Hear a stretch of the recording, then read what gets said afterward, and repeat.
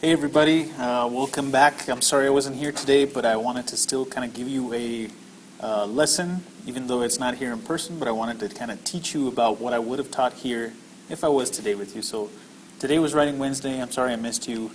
The Puritans was going to be the topic that I was going to talk about, but since I wasn't here, I just left you the documents. But I wanted to kind of go over this, and I want you to see what's going on. So the Puritans, let's go over the Puritans, shall we? All right, let's go. So today's central historical question was, were the Puritans selfish or were they selfless?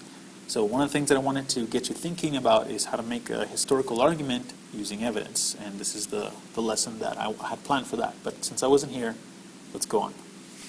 So let's give you a little bit of background. So the Puritans are this group of people that lived in England, and in the early 1600s they decided to leave England because they thought that the Church of England was corrupt and that it wasn't doing enough for its followers. And one of the things that Puritans believed was that they did not need the church to be able to connect with God, that it was enough to be able to just read the Bible, and you would basically get the Word of God and the message of God through there.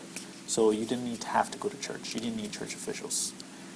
Now, some Puritans wanted to completely separate from the Church of England, and those people were called separatists. Now, the separatists were one of the first waves of Puritans that came to the New World, and when they settled here, one of their ideas was that they didn't want to have any kind of institution like the Church of England in the New World.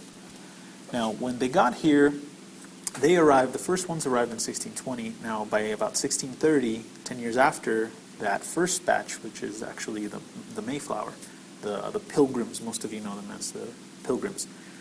This other group came led by this man here on the screen. His name is John Winthrop.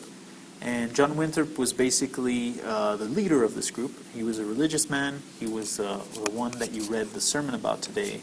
And he's the one that established the Massachusetts Bay Colony. Now, the documents that you looked at today were two documents. One from him, which was called The City Upon a Hill. That was written in 1630. And it was a religious sermon. And the other one was by John Cotton, which is The Divine Right to Occupy the Land. It was also written in 1630. Now, both of these documents are sermons that are delivered to people that are migrating to the New World and that are possibly going to arrive with certain attitudes about religion and about their treatment of natives. So I want to kind of go over that with you very briefly, and I kind of want you to think about the following questions that I'm going to pose for you. So one of the questions I asked the group in the afternoon today when I came back was, based on these documents, how might the Puritans' religion shape their actions in the New World? Well, it turns out that their religion had a lot to do with the way they acted. And so I want you to think about the ways that you read about today that they reacted and acted based upon their religious beliefs. They also had the question, how do you think the Puritans would have reacted to someone who strayed from their religion, and why? Well, it turns out that they had some very strong beliefs about what would get you kicked out. And in the reading that you had today, I'm pretty sure that you noticed that they wanted to have this really ideal society, and one of the ways that they wanted to do that was to banish people who did not believe the same way that they did.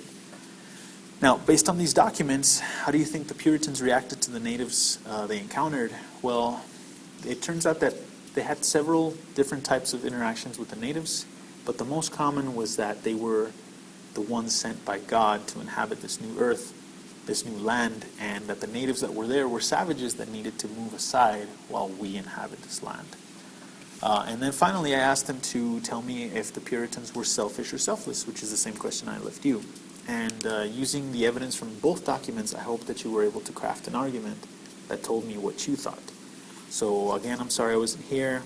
We had a meeting in the morning, but I hope that through this video you get a little bit more sense of what we did, and I hope it helps. So let me know tomorrow.